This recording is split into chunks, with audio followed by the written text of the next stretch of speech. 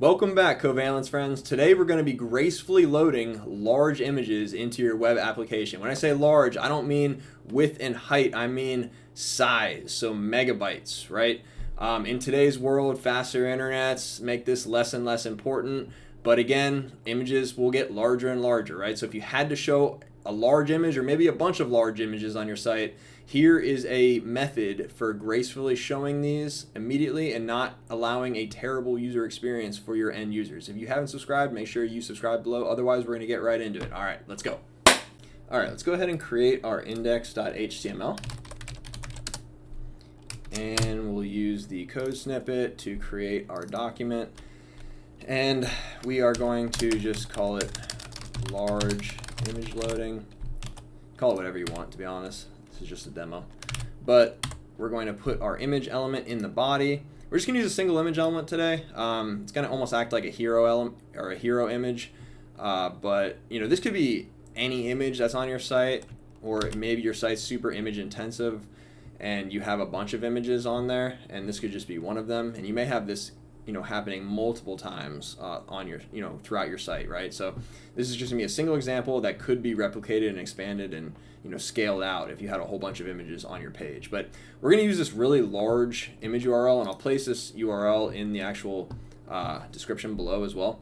But I just Google searched large image and I found this Wikipedia image. I think it's like a little bit over 1 megabyte, which isn't huge. It's actually fairly normal to find like 1 megabyte images on sites these days, especially with fiber internet and how fast internet is nowadays. But typically you'd want it to be smaller than a megabyte. You wouldn't want a whole bunch of 1 megabyte images all over your site. It would just cause it's a lot of data you're downloading.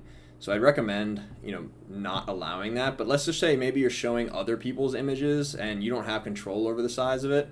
And so this might be a case kind of along those lines, right? Where, you want on the back end, you want to actually do something along the lines of what I'm about to do, right? Which would be resizing it and creating kind of like a little thumbnail image. But let's go ahead and kind of just show what this looks like. Let's create a CSS file real quick. So styles.css. Let's remove the default margin and padding on the body. And then on our actual image, we're going to just make the width 100%. And then we got to make sure that we actually include this thing. So let's go ahead and just add styles.css. And we're going to go ahead and open this guy up real quick. All right, so you can see that there's a little bit of load time here. I mean, it's not terrible, but it is only 1 megabyte, and I'm not throttling anything. But let's just say I change this to fast 3G and I throttle the network. So now it actually is taking quite a bit of time to load, right? And so if you had a lot of these images all over your site, that would be a pretty awful experience. I mean, that would just, a user would go to your site and they'd be like, what the heck is happening? I wouldn't want to go to a site like that. No sites these days work like that, right? And so what you could do is you could actually, in this case, I just downloaded the image and I resized it. And so what we have here is we have a little thumbnail image that's 100 by 50 pixels, right? So it's tiny. But by default, what we want to do is we actually want to show that image. So we're going to say to show the thumbnail.jpg. And now when we load this, it's instantaneous, right? There's no loading basically happening at all. It's only 1.7 kilobytes. And yes, I know it's downloading from the local file system, but even if we were downloading it from a server somewhere over the network, it would still be instantaneous at 1.7 kilobytes. Like, let's be real. Wouldn't matter if you're on fast G, slow 3G, not a big deal, right? 1.7 kilobytes is quick. So again, instantaneous. You could even actually add, like, if you wanted to go crazy, if you didn't like the look of that, you could even add like a blur filter to this as well. So if we just did like an additional blur filter to that, we get an extra, even further blurring of it, which I don't love, but it could be a good idea to do that for some images, right? So we're gonna remove it, but again, just wanted to kind of show that for demonstration purposes. That would be an extra little step if you needed to use it. But in this case, without the blur, it kind of looks a little bit less, like a little bit more detailed in my mind, right? So I think it looks a little bit better like this for this particular image, and you kind of can see a little bit more what's going on. And what we're trying to do here is we're basically trying to get that effect of like kind of like you're waking up in the morning and your eyes haven't adjusted yet. So the image loads immediately, showing you something almost like a little preview of what's to come. And as your eyes adjust, the image will finally become clear, right? And so we also have the sizing of the image by default here, right? So the width is 100% no matter what. So it takes up the same amount of space, so things aren't moving around on the page either as the image loads. So that's another benefit to this. But let's go ahead and now create a JavaScript file, our index.js, and we're going to create a self-executing function, or immediately executing function, I should say. And we're going to say our body image equals document.query.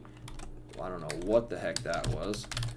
Query selector image, and we say if not bimage. Let's console.log. I don't know. Oops. All right, and then we'll just return. But basically saying oops. We'll say oops. No image found, right? We're just really kind of letting ourselves know that we made a mistake because this image should exist, right? We put it in the HTML ourselves. Now we're writing the JavaScript. If that doesn't exist, then we made an error. All right, so then now what we're going to do is we're actually going to instantiate a new instance of the image class, right? And what this allows us to do, it actually creates a fully JavaScript-based image that we can now perform all the same operations on as our element image. And so we're going to set our onLoad function equal to something, and we're also going to set our onError function. And the onError function, we could just, for now, we can just alert, network issues or something. Again, I wouldn't suggest alerting in a production app. Nobody likes an alert. It's horrible. And in this case, this shouldn't happen. But if it did happen, it will punish ourselves with an alert, have that pop up, and just kind of add insult to injury. But again, this would be like if there's something wrong, Wikipedia maybe pulls down the image, and this might be in the future that you're watching this, so the image might not exist at that URL. Just grab a different URL, use a different image that you find that's big, and resize that image to be 100 by 50. And again, this will still work, but this is kind of just a catch-all to let you know that it could happen as you're downloading this image, right? So otherwise, if it successfully loads, we're going to set our bimage.source equal to our image.source. And then what we're going to do is we're going to set this image.source equal to that Wikipedia image. And so basically it's saying that we're setting these functions equal to these values, right? The onLoad and the onError equal to these corresponding functions. And then we're setting the source. So then at this point in time, it starts downloading this image. The client does. And then the client, if it errors, if the actual image download errors, then we'll fire this function. If it's successful, it'll fire this function, right? And basically we're saying that we're going to set the image source in the DOM equal to the image source of this image here. And what that'll allow us to do is it'll actually allow us to then show that image immediately, right? So we're going to go ahead and add this JavaScript.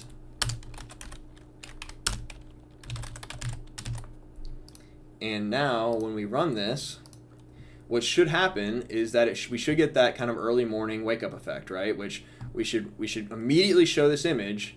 It should take a second to download. All right, so it's taking a little bit of time to actually download this image. But eventually it'll complete downloading and then it'll actually show it right in its place. So we got that kind of, again, this is with 1.1 megabytes. It would take a little bit longer with larger images, or if it was a little bit less, if it was like a 500 kilobyte image or a 600 kilobyte image, it would be half that time, right? So it would even be a better effect. But again, we'll do it one more time. We can see that it immediately loads the blurry image, which is the 1.7 kilobyte image. And as it successfully downloads, it will eventually show the large full-size image, and everything is clear, everything is good, and you have successfully made the user experience better on your website. All right, so I hope you guys enjoyed that, and I hope you all learned something. Again, for one image, it may not be that important, but if you did have a ton of images all over your site and it was shifting the DOM around and shifting all of the paragraphs and words and everything around the page as the image is loaded. It would be a terrible experience for end users. So again, I suggest that you use something along these lines, or at least a method similar to this, to make that experience better and to allow your users, a better experience for visiting your site. And you kind of get that cool, like I said, wake up early in the morning effect, kind of your eyes are adjusting and all of a sudden everything becomes clear and your site looks nice and beautiful. If you haven't subscribed, make sure you subscribe below. If you have any questions or you have any ideas for future content, please add them to the comments. Otherwise, we will see you soon. Thanks.